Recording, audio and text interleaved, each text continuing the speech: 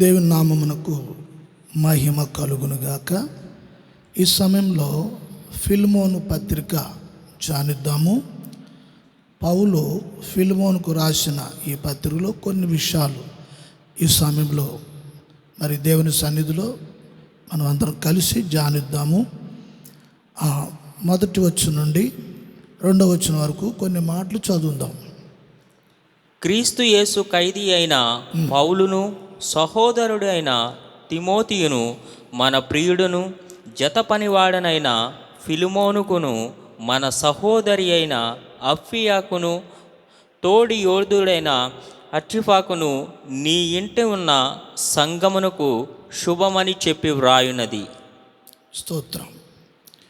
ఈ పత్రిక కేవలము ఫిలిమోను కొరకు మాత్రమే ఈ పత్రిక రాశారు. పౌలు పరిశుద్ధ గ్రంథంలో మనం చూసినప్పుడు ఆయన చాలా పత్రికలు సంఘానికి రాశారు అని మనము గుర్తించగలం. అయితే ఈ పత్రిక ప్రత్యేకంగా ఒక వ్యక్తిని గూర్చి ప్రశంసిస్తూ ఆ వ్యక్తికి ఉన్న భారము, బాధ్యత, అతనికి ఉన్న ప్రేమ, అభిప్రాయాలను, సంఘమును గూర్చి, ఆత్మలను గూర్చి, పరిశుద్ధులను గూర్చి, దైవజనులను గూర్చి ఉన్న ఆపేక్ష గలవాడుగా ఈ పత్రికలో పౌలు మాట్లాడుతూ ఉన్నారు. పౌలు ఎఫెసీలో 2 సంవత్సరాలు ఆయన ఉన్నారు. అక్కడ పాఠశాలలో పౌలు బోధిస్తూ ఉన్నారు. ఆ సమయంలో అనేకులు పౌలు దగ్గర మరి వాక్యము నేర్చుకొని అనేకమైన సత్యాలను ప్రజలు ఎఫెసీలో ఉన్నప్పుడు చాలా విషయాలు వారు నేర్చుకున్నారు. ఆ సందర్భంలో ఈ ఫిలిమోను కూడా ఆ సందర్భంలోనే ఆ 2 సంవత్సరాల్లోనే అతడు కూడా మరి పౌలు బోధ ద్వారా అతడు కూడా మరి వాక్యము ద్వారా పౌలు ఫిలిమోనును కన్నట్టుగా, ఆత్మీయ కుమారుడిగా కన్నట్లుగా మనం లేఖనాల్లో చాలా సందర్భాల్లో పౌలు మాట్లాడటం మనము చూస్తాం. మీకు పత్రికలు ధ్యానించే మరి అనుభవం ఉంటే ఈ విషయాలు కొట్టొచ్చినట్టు కనిపిస్తూ ఉంటాయి. అయితే ఇతడు కొలసి పట్టణానికి సంబంధితమైన వాడు ఈ ఫిలిమోను. అయితే ఈయన బాగా ధనవంతుడు, ధనము కలిగిన వాడు, తర్వాత పేరు గొప్పతనాలు కలిగిన వాడు, దానన్నిటికంటే దాతృత్వము కలిగిన వ్యక్తి, సహాయ గుణము కలిగిన వ్యక్తి ఈయన. ఇంత ధనమున్న ఏమాత్రము కూడా అతిశయించటము కానీ, గర్వించటము కానీ, ఇటువంటి గుణాలు ఏమాత్రము అతనిలో లేవు. అతనికి నష్టం కలిగించినా కూడా ఆ నష్టం కలిగించిన వారి ఎడల ప్రేమను చూపే తత్వము కలిగిన వాడు. ఇటువంటి సందర్భాలలో ఈ పత్రిక, ఈ వచనాలు మనము ఉపద్ఘాతముగా కొన్ని మాటలు విన్నాం. అయితే ప్రత్యేకంగా ఈ పత్రిక రాసి ఒక వ్యక్తికి ఇచ్చారు. ఆ వ్యక్తి ఈ పత్రికలో చాలా ప్రాముఖ్యమైన పాత్ర పోషించే వ్యక్తి అయి ఉన్నాడు. ఆ వ్యక్తే ఒనేషియం. అయితే అదే అధ్యాయంలో మరి 10-11 వచనాలు మనము చదువుతున్నప్పుడు అక్కడ ఈ ఒనేషియం కొరకు పౌలు ప్రస్తాపిస్తూ ఉన్నాడు. చదువుదామా? క్రీస్తునందు నాకు బహుధైర్యము కలిగి ఉన్నను వృద్ధుడను, ఇప్పుడు క్రీస్తు యేసు ఖైదీనై ఉన్న పౌలును నేను ప్రేమను బట్టి వేడుకొనుట మరి మంచిదనుకొని నా బంధకములలో నేను కనిన నా కుమారుడగు ఒనేసెము కోసరము నిన్ను వేడుకొనుచున్నాను. చాలు. ఈ ఈ ఈ 10-11 వచనాల్లో పౌలు రోమా పట్టణంలో ఖైదీగా బంధించబడి ఉన్నాడు. అయితే ఆ రోమా పట్టణంలో ఒక బజార్లో పౌలు బోధిస్తూ ఉన్నాడు, సువార్త ప్రకటిస్తున్నాడు. అయితే అతడు సువార్త ప్రకటిస్తున్నప్పుడు పౌలు కాళ్ళకు చేతులకు గొలుసులేసి బంధింపబడి ఉన్నాడు. ఆ బంధింపబడి ఉన్న ఆ సమయంలో పౌలు సువార్త ప్రకటిస్తున్నాడు, బోధిస్తూ ఉన్నాడు. అయితే ఈ ఒనేసెము అనే ఇతడు ఒక బానిసై ఉన్నాడు. ఈ బానిస బ్రతుకుతో ఆ బ్రతుకులో ఉంటున్న ఈ వ్యక్తికి ఒక ఆలోచన వచ్చింది.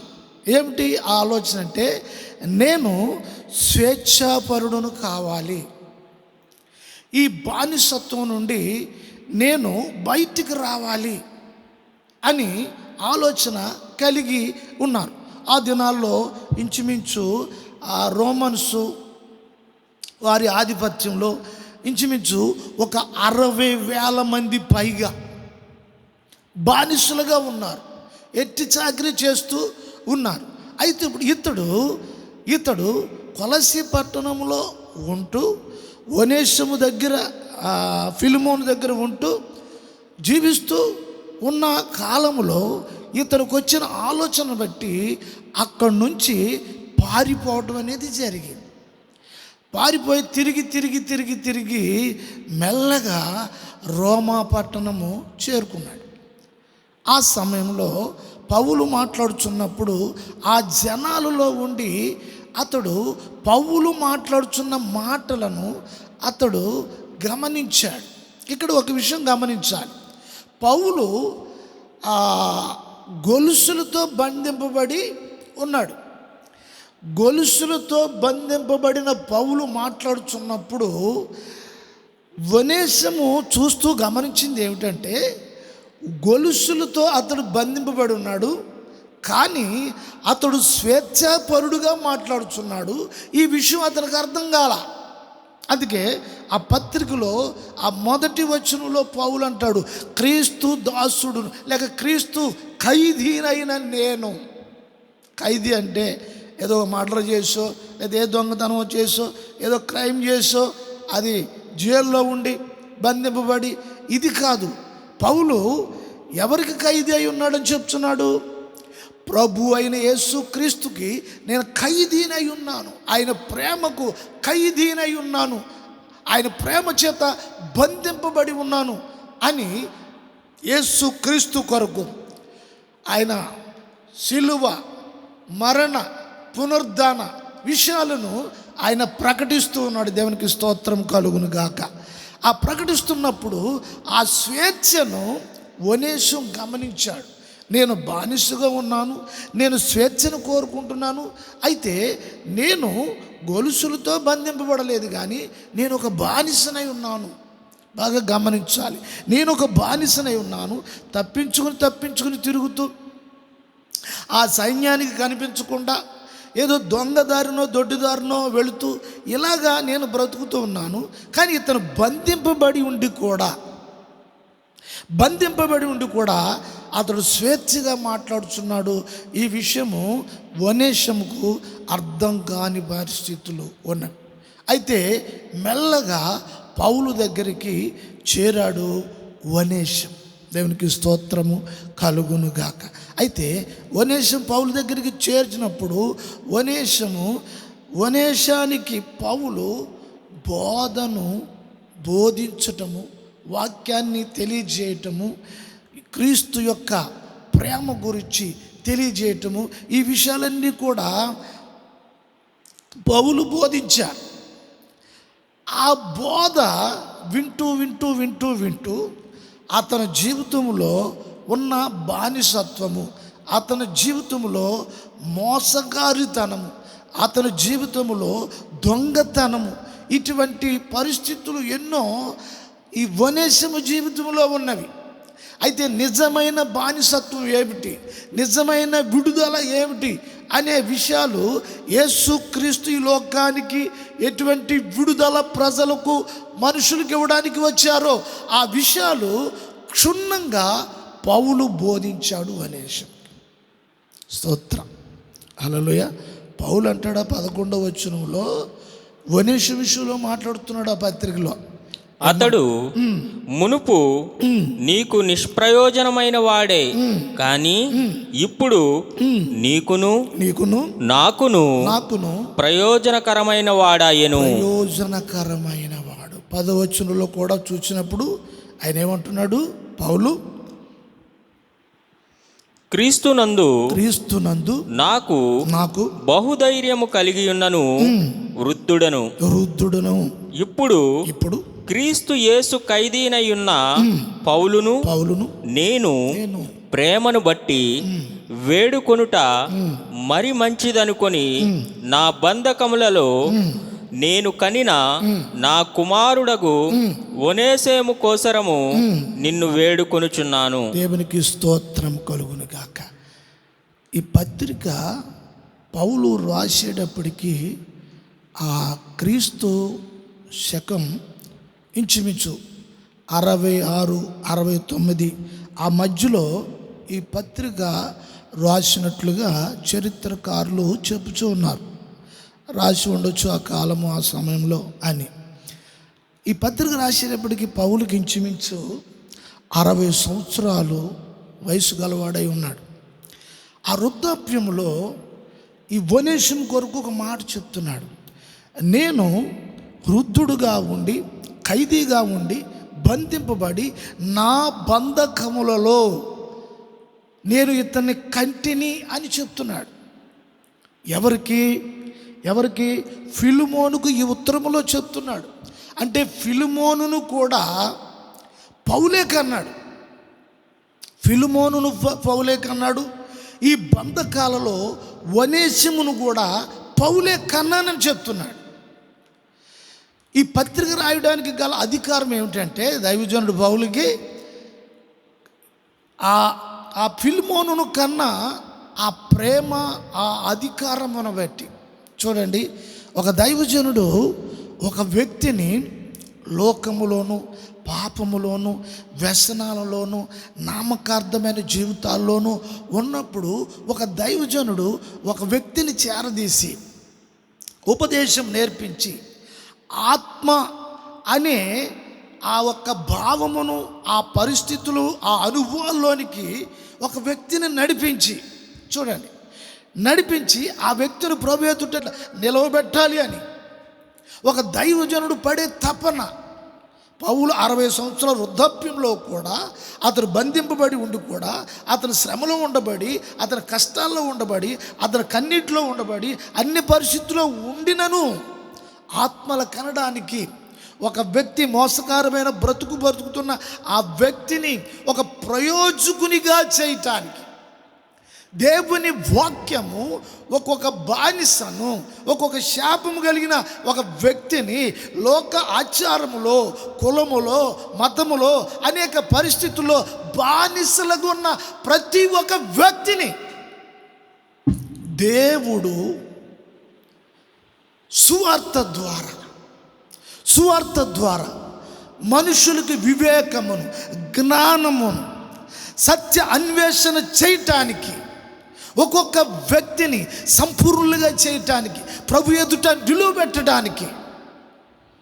ఒనేసిము అనుకుని ఉండవచ్చు, ఇక నా జీవితంలో ఎప్పుడు చీకటి బ్రతికే, దొంగచాటుగా అక్కడక్కడ బ్రతికి దొరికింది తిని ఏదో అలాగా దేశాలు పట్టుకుని తిరిగి ఇలాగే ఉండాలి, నా బ్రతుకుంటుందేమో అనుకున్నాడు. కానీ పౌలును కలిసిన తరువాత అతని జీవితము మారిపోయింది. దేవునికి స్తోత్రము కలుగును గాక. అయితే ఈ ఉత్తరము రాసి తిరిగి మరలా ఏ స్థలము నుండి, ఏ చోట నుండి అయితే పారిపోయి వచ్చాడో, ఏ ఫిలిమోను యొక్క యజమానుడుగా అధికారిగా ఉన్న అతని చేతి కింద ఉన్న అక్కడ నుండి పారిపోయిన ఈ వ్యక్తిని మరలా తిరిగి అక్కడికే పంపిస్తున్నాడు.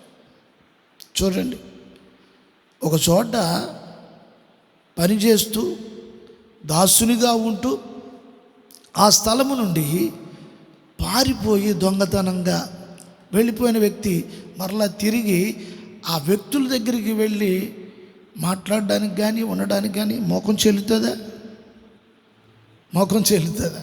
సరే, ఎవరైనా వెళ్ళమంటే లేదండి నేను వెళ్ళలేను, వారితో మాట్లాడలేను, ఏం చేద్దంటే నా ముఖం చెల్లట్లేదు. దేవునికి స్తోత్రం. ఎందుచేత ఇతడు బానిస బ్రతుకు అలవాటైపోయింది ఇతనికి. ఎప్పుడైతే అతని జీవితంలో సువార్త ద్వారా అతని జీవితంలో కనువిప్పు కలిగింది. ఈ వాక్యం ద్వారా పరిశుద్ధాత్మ దేవుడు మనందరితో మాట్లాడుతున్న విషయం ఏంటంటే, ఒనేషం ఏదో బానిసగా ఉన్నాడు అని మనం వింటున్నాం అక్షరార్థంగా. కానీ ప్రతి ఒక్క వ్యక్తి ఏదో విషయంలో దేనికో దానికి బానిసలై ఉంటారు. కొంతమంది ధనానికి బానిసలైపోతారు, మోసానికి బానిసలైపోతారు, అబద్ధానికి బానిసలైపోతారు, వేషధారణ జీవితానికి బానిసలైపోతారు. కొంతమంది పేరు ప్రత్యేకలు అంటే కీర్తి కొరకు, పేరు కొరకు దానికి బానిసలైపోతారు. నన్ను చూడాలి అందరూ, నా పేరు అందరిలో ఉండాలి, దానికి బానిసలవుతారు. కొంతమంది ధనానికి బానిసలవుతారు, కొంతమంది మద్యానికి బానిసలైపోతూ ఉంటారు, కొంతమంది శరీరేచ్ఛలు వ్యభిచారానికి మోసానికి బానిసలైపోతూ ఉంటారు. కొంతమంది కష్టపడలేరు, సోమరులై ఆ సోమరుతనానికి బానిసలైపోతారు. కొంతమంది కష్టం అంటే భయము, శ్రమ అంటే భయము. గమనించాలి. అటువంటి ప్రతి బానిసత్వం నుండి దేవుని వాక్యం ఏం చేస్తుంది? నీ జీవితంలో విడుదల కలుగు చేస్తుంది.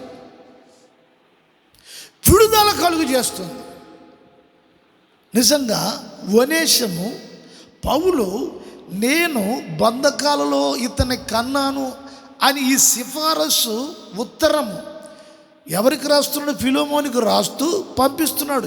ఈ వ్యక్తిని నువ్వు చేర్చుకోవాలి మరలా. ఒకప్పుడు ఇతడు నిష్ప్రయోజకుడు, అంటే దేనికి పనికి రానివాడు, ఎవరికి పనికి రానివాడు, తనకు తాను కూడా పనికి రానివాడు. అటువంటి బ్రతుకుతున్న ఇతని జీవితంలో పౌలు అంటున్నాడు, ఇప్పుడు నీకును నాకును ప్రయోజనము కలవాడు. దేవునికి స్తోత్రం కలుగును గాక. ఈ పత్రిక రాసి పంపిస్తున్నాడు. కొలసీ పత్రికలో కూడా కొన్ని మాటలు మనము చూద్దాం. కొలసీ పత్రిక 4వ అధ్యాయము, 8వ వచనం. మీరు మా స్థితి తెలుసుకొనున్నట్లును మీ హృదయములను అతడు ఆదరించినట్లును అతనితో కూడా నమ్మకమైన ప్రియ సహోదరుడైన ఒనేసిమును మీ యొద్దకు పంపుచున్నాను. చూడండి, పౌలు నమ్మకమైన వాడు అని చెప్తున్నాడు. ఏ స్థలములో అయితే అతను మోసగించాడో, ఎవరినైతే మోసగించాడో, ఏ స్థలము నుండి అయితే పారిపోయాడో, ఎవరినైతే వంచన చేసి పారిపోయాడో ఆ స్థలములోనికి తిరిగి వెళ్ళటమే కాకుండా అతడు నమ్మకమైన వాడు. చూడండి, ఈ క్రియాకార్యము ఒక వ్యక్తి జీవితంలో సంపూర్ణమైన మారు మనసు కలిగి ప్రభు కొరకు జీవించాలనే ఒక నిజమైన విడుదల. ప్రభు కొరకే జీవించాలి, ప్రభు కొరకే బ్రతకాలి, ప్రభు కొరకే చెల్లించాలి, నా జీవితము సమస్తమును ప్రభు కొరకే అని నిజమైన విడుదల కలిగిన ఒక విశ్వాసీ జీవితంలో ఒక నమ్మకత్వము ప్రజలకి ప్రయోజనకరముగా, అతనికి ప్రయోజనకరముగా, ఎదుటివారికి ప్రయోజనకరముగా, సంఘానికి ప్రయోజనకరముగా, సమాజానికి ప్రయోజనకరముగా. ఎంత వికాసమైన జీవితం, ఎంత ప్రకాశమైన జీవితం, ఎంత ఆశీర్వాదకరమైన జీవితం, ఎంత సమాధానకరమైన జీవితం, ఎంత ఆనందకరమైన జీవితం. నిజమైన విడుదల కలిగిన వారికి, నిజమైన విడుదల పొందిన వారికి, వారికి ఉన్న బానిసత్వపు బ్రతుకు, వారికి ఉన్న అలవాట్లు వ్యసనాల నుండి విడుదల నిజముగా పొందిన వారి జీవితంలో ఎక్కడైతే మనము వ్యతిరేకముగా ఉన్నాము అక్కడికి మళ్ళా తిరిగి దేవుడు పంపిస్తూ ఉన్నారు. పౌలు అంటూ ఉన్నారు, అతడు నమ్మకస్తుడు అని చెప్తూ ఉన్నారు. చూడండి, ఒకానొక సందర్భంలో నీ ఇంటి వారే నిన్ను నమ్మకపోవచ్చు, నీ భార్య పిల్లలు నిన్ను నమ్మకపోవచ్చు, నీ బంధువులు నిన్ను నమ్మలేకపోవచ్చు, బయట వారు నిన్ను నమ్మలేకపోవచ్చు. కానీ ప్రభు ప్రేమను బట్టి వాక్యం ద్వారా జన్మించిన నీ జీవితంలో, తిరిగి జన్మించిన అనుభవంలో, ఆ పాత బ్రతుకు, ఆ పాత పరిస్థితులు వనేషములో మళ్ళీ ఏమాత్రము కనిపించకుండా ఆ కొలసీవి ఇంటనున్న సంఘం, ఆ సంఘానికి కాపరిగా ఫిలిమోను ఉన్నారు, అక్కడ పరిచర్య చేస్తూ ఉన్నారు. నిజమైన కుమారుడుగా, నిజమైన సేవా భారము తత్వం కలిగి ధనవంతుడైనను కానీ అతనికున్న అవేజ అంతటి కూడా విడిచిపెట్టి సంపూర్ణంగా ప్రభు కొరకు నిలబడ్డాడు ఫిలిమోను. అనేకుల రక్షణార్థమై, అనేకులు ఆత్మలు సంపాదికునుగా తన కలిగిందంతా కూడా విడిచిపెట్టి సంపూర్ణంగా ప్రభు కొరకు నిలబడ్డారు. దేవునికి స్తోత్రం కలుగును గాక. మరి నీ జీవితంలో చూస్తే సగం సగం సగం సగం. నిజమైన విడుదల, నిజమైన విడుదల ప్రతి బానిసత్వం నుండి కూడా ప్రభు వాక్యము నిన్ను విడిపించగలదు. ఇటువంటి వనేషం లాంటి వారు ఈ రోజున కావాలండి. ఫిలిమోన్ లాంటి వారు కావాలి, అప్పి లాంటి వారు కావాలి, తిమోతి లాంటి వారు కావాలి, ఎఫెఫ్రా లాంటి వారు కావాలి, తీతు లాంటి వారు కావాలి. ప్రభు అటువంటి వారు కొరకు ఎదురు చూస్తూ ఉన్నారు. దేవునికి స్తోత్రం కలుగును గాక. హల్లెలూయా, హల్లెలూయా. నిజంగా నీ జీవితంలో దేనికి నువ్వు బానిసై ఉన్నావు?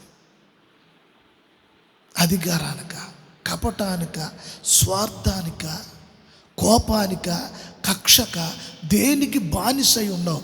కానీ ఈ రాత్రి ప్రభువు వాక్యము ద్వారా మాట్లాడుచు అటువంటి బంధకముల నుండి దేవుని వాక్యము నిన్ను విడిపించి వనేషములాగా బయటకు తీసుకుని రాగలదు. హల్లెలూయా, హల్లెలూయా, హల్లెలూయా. బయటకు తీసుకుని రాగలదు. తిమోతికి పత్రిక లేక ఆ తీతుకి పత్రిక రాస్తూ పౌలు ఈ సందర్భాన్ని మాట్లాడుతున్నాడు, ప్రయోజనము గురించి మాట్లాడుతున్నాడు. సంఘంలో ఉన్న రక్షణ పొందిన ప్రతి ఒక్క వ్యక్తి కూడా నిజమైన స్వాతంత్రము కలిగి, నిజమైన స్వేచ్ఛ కలిగి, ఆత్మలో నిజమైన సంపూర్ణత కలిగి, అనేకులకు సంఘంలో ఉన్న వారందరూ కూడా ప్రయోజనకరముగా మారాలి. వారి జీవితాలు ప్రయోజనకరంగా ఉండాలి, వారి జీవితాలు దీవెనకరంగా ఉండాలి, వారి జీవితాలు ఆత్మీయంగా ఉండాలి, వారు అనేకులు ఆత్మలు సంపాదించేవారుగా ఉండాలి. దేవునికి స్తోత్రం. తీతు పత్రిక 3వ అధ్యాయము మాట చదువుదాము. 3వ అధ్యాయం 8వ వచనం. తీతు పత్రిక 3:8.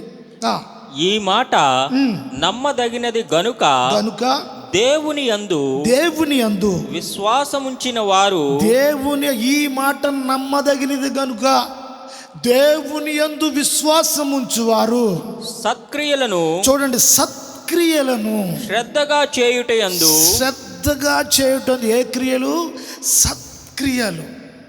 చూడండి, దేవుని వాక్యము వనేషు యొక్క జీవితంలో ప్రభు కొరకు అతను సమర్పించుకున్నాడు.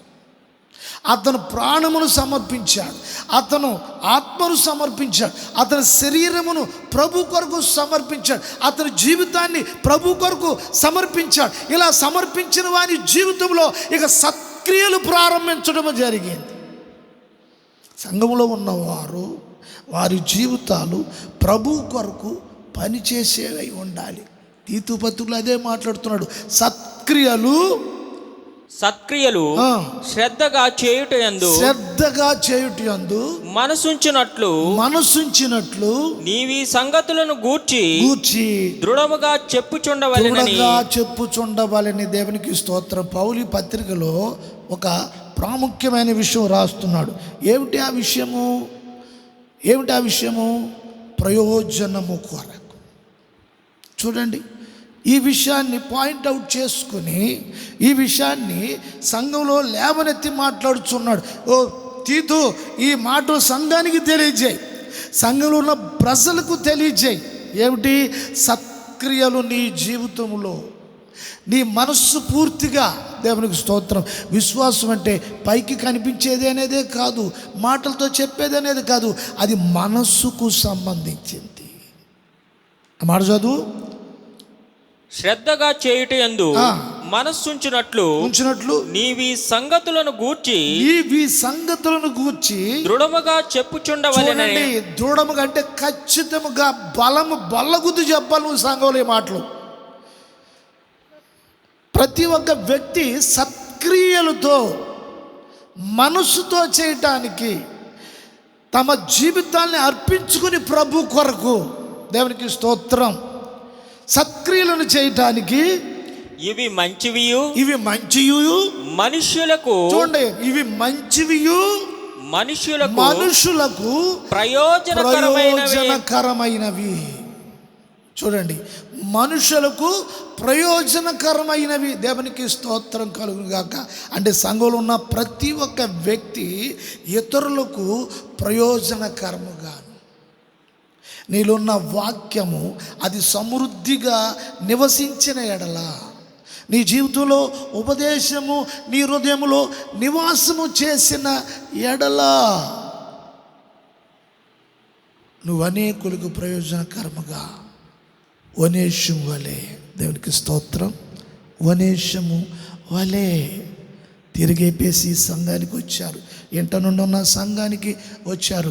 అతను నమ్మకత్వము, అతను వైఖరి, అతని ప్రవర్తన చూస్తూ ఉన్నారు ప్రజలు, సంఘము అందరూ చూస్తున్నారు.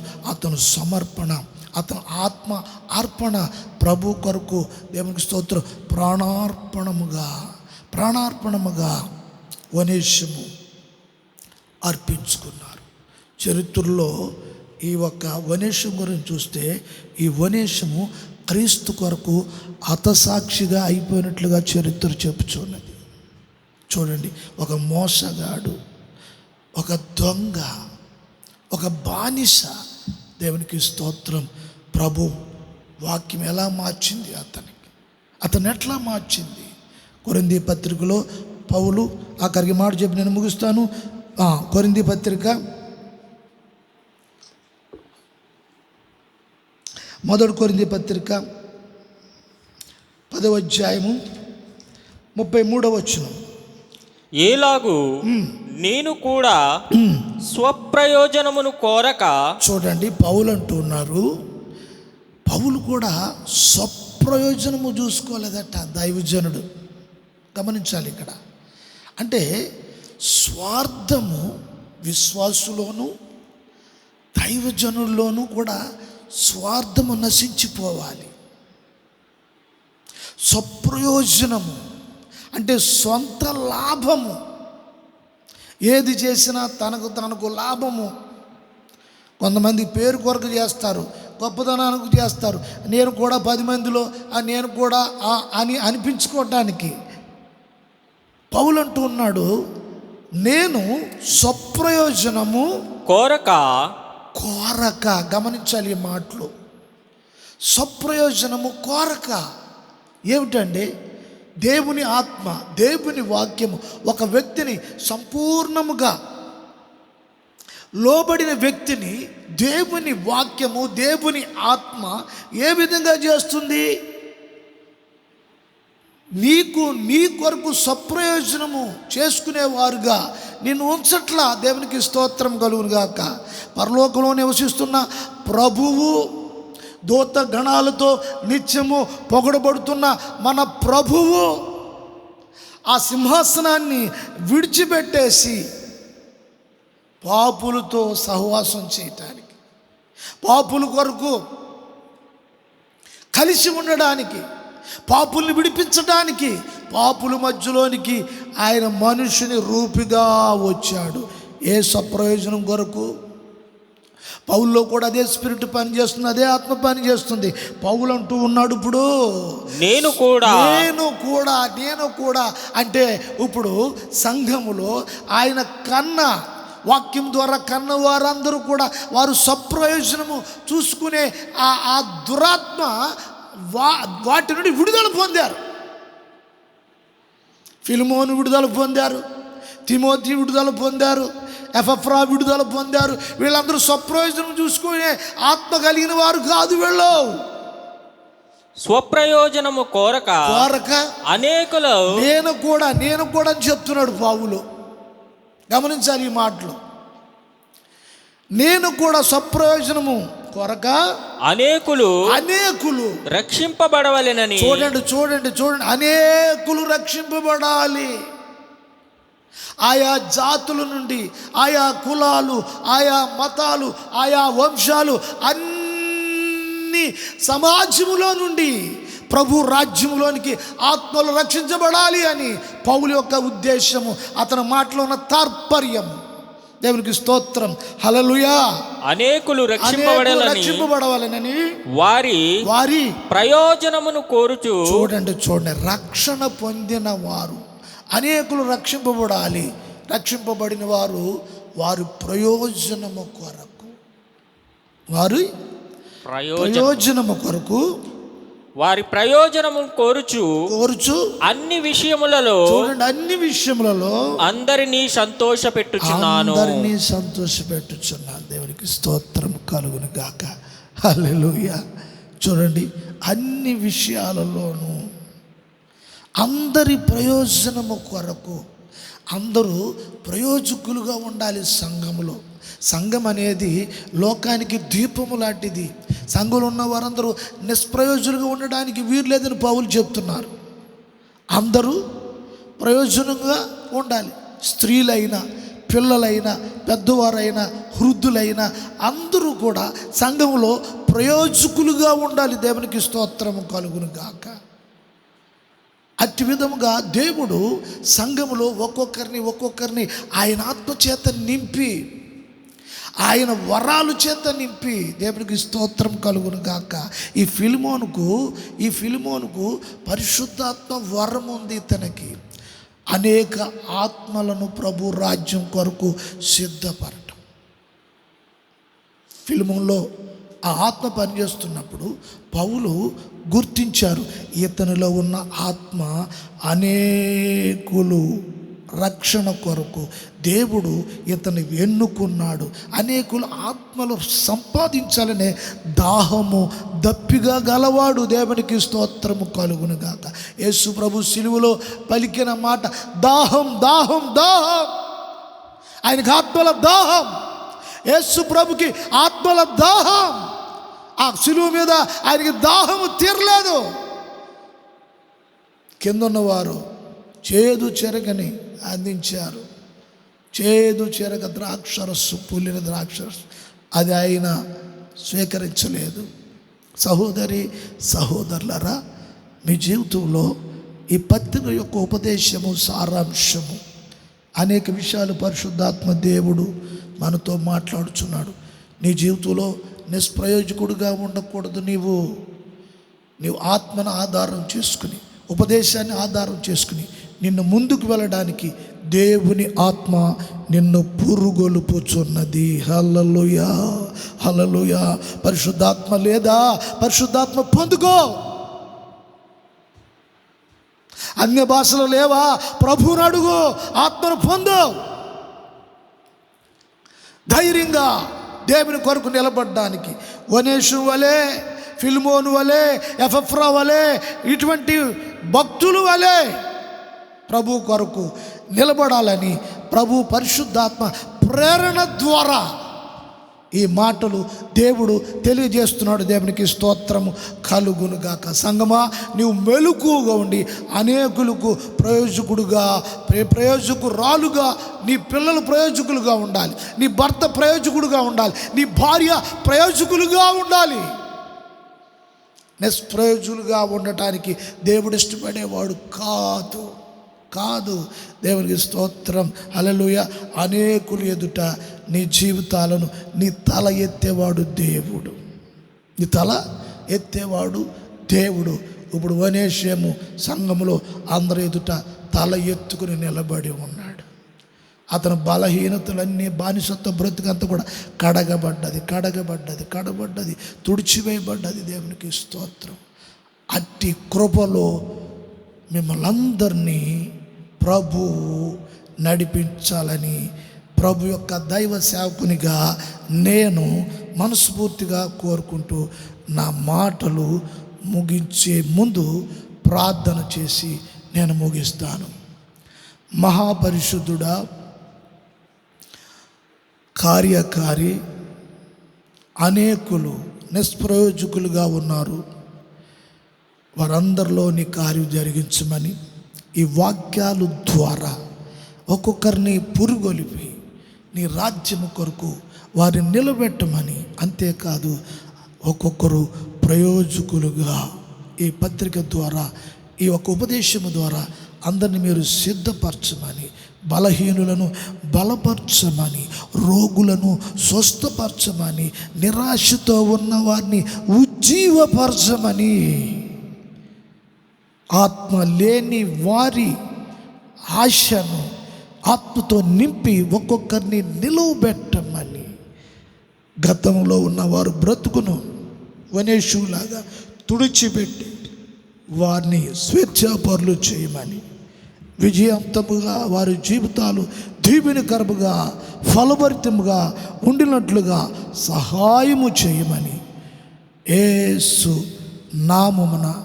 వేడుకొనుచున్నాను మా పరమ తండ్రి. ఆమేన్.